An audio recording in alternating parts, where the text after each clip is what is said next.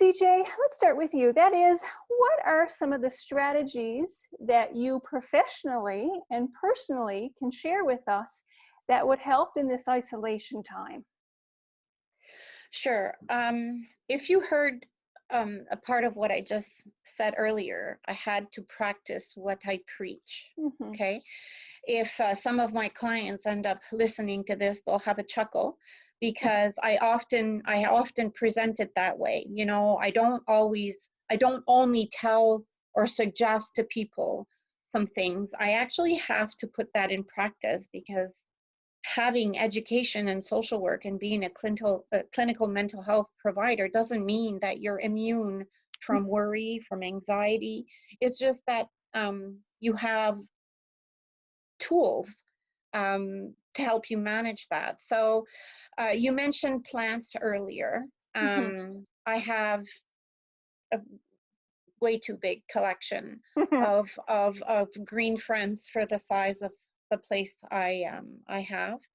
I also have feline friends, and both keep me fairly busy and distracted from the worry. But I think the biggest piece for me from the get-go 6, 7 weeks ago was to maintain a routine. So I've been talking to a lot of people, as you can imagine, in the past 6 weeks, professionally and non-professionally, like with my family members, who have no longer been working and who have fallen off their routine of usually getting up in the morning, getting ready for work, going to work, and then coming home, doing family life, and going to bed. Instead, because they're no longer working, they're not getting up in the morning, they're sleeping in till 10, 11, 12, and then they get up, half their day is gone, and then when bedtime usually rolls around, they're not tired, so they go on electronics, and they completely fall off that um, usual routine. I fell into that trap the first week I was off as well. Things weren't so busy from a work perspective at that time because we hadn't fallen into a routine of phone calls or Zoom sessions. So it was kind of like discombobulating. But I soon realized that that wasn't working for me, and that sorry. Oh, Life geez. happens, CJ. Sorry about that. That's okay. Anyways, Maybe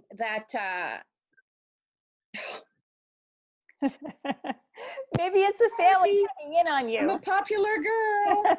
Anyway, that getting back on a routine was going to be vital to mental health. So I started making myself getting up in the morning earlier than I was because my work day is 9 to 5. I was getting up earlier, going through the same routine I usually went through. And that really helped in terms of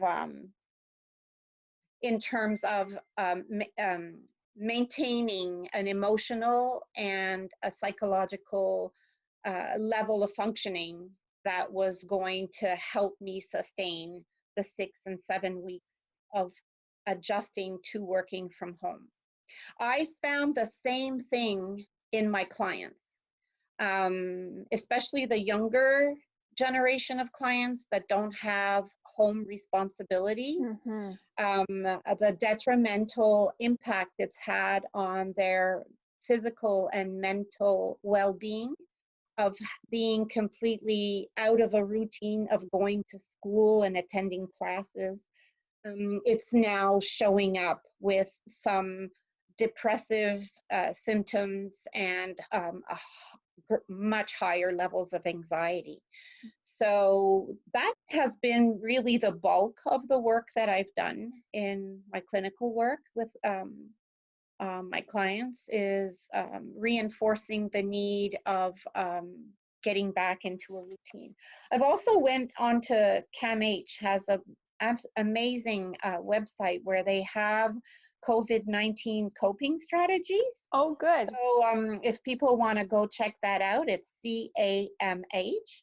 And they put forth a lot of good strategies, like acceptance that anxiety and fear is normal. I mean, Sol mentioned it, and I thought it was great that he brought that up.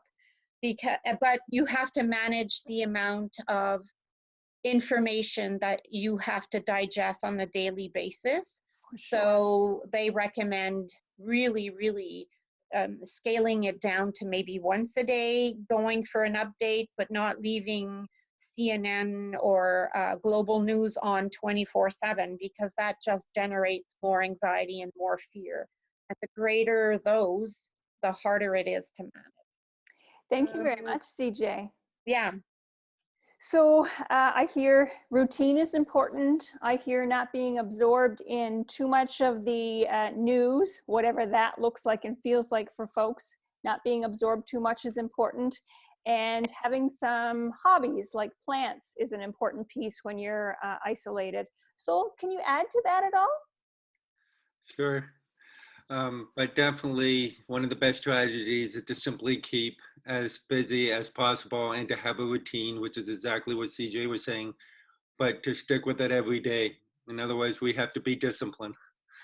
So we do need to practice what we preach as clinicians and therapists, and we encourage you to do the same as well.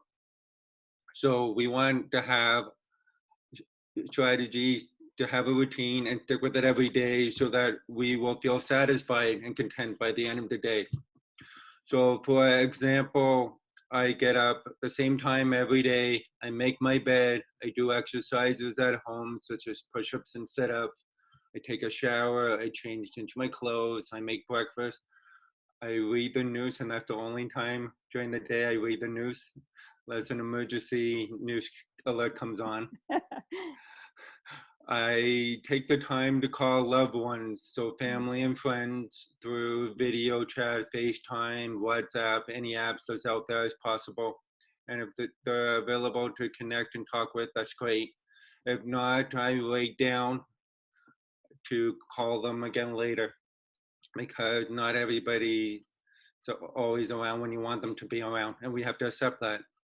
So I keep busy as well by reading and try to learn new things and encourage my clients to learn new things too, such as learning a new language, especially French, or anything online that may interest you, whether it's planting and gardening, now that spring is here, or something else. I clean my home, but as a lot of clients are saying, there's only so much we can clean at home that it drives us crazy, especially if we have little ones, but everything in moderation. So we go out as well and do essential tasks such as grocery shopping if we're able to do so. But again, just try to minimize that for once every week or 2 weeks. Other strategies I encourage and I try to do myself is to learn some meditation and breathing and visualization exercises. Also, things that help pass the time is to play games online. Even simple games with friends and family, such as word scrambles or chess, that you can feel that you're connected with your friend or loved one and follow up with them afterwards. It's just a way to connect and to have fun at the same time. As Chris mentioned, I am learning to cook, so I'm trying new recipes and take pictures and share those with family and loved ones online or through text messages. I'm also baking a lot of banana bread. Last but not least, I try to make a list of the things I want to achieve, and then one by one, simply cross them off. And when you do that, you feel great. You feel like you've achieved something. Even if you don't do everything on that list in any particular day, at least you can rest your mind to know that, okay, I wrote it down on a list. I maybe put it on the fridge, and I know I will get to it whenever I can. I'm also like to be creative and always encourage writing a journal. And that helps greatly. last but not least, I like to go for walks and simply try to enjoy the simple things in life, especially now that the weather's warmer. Finally, winter is over. And just try to cherish and live in the moment as we're walking. So feel the sensations of the wind or the sunshine on our face, listen to the birds singing, and trying very hard to think positive thoughts. Thank you.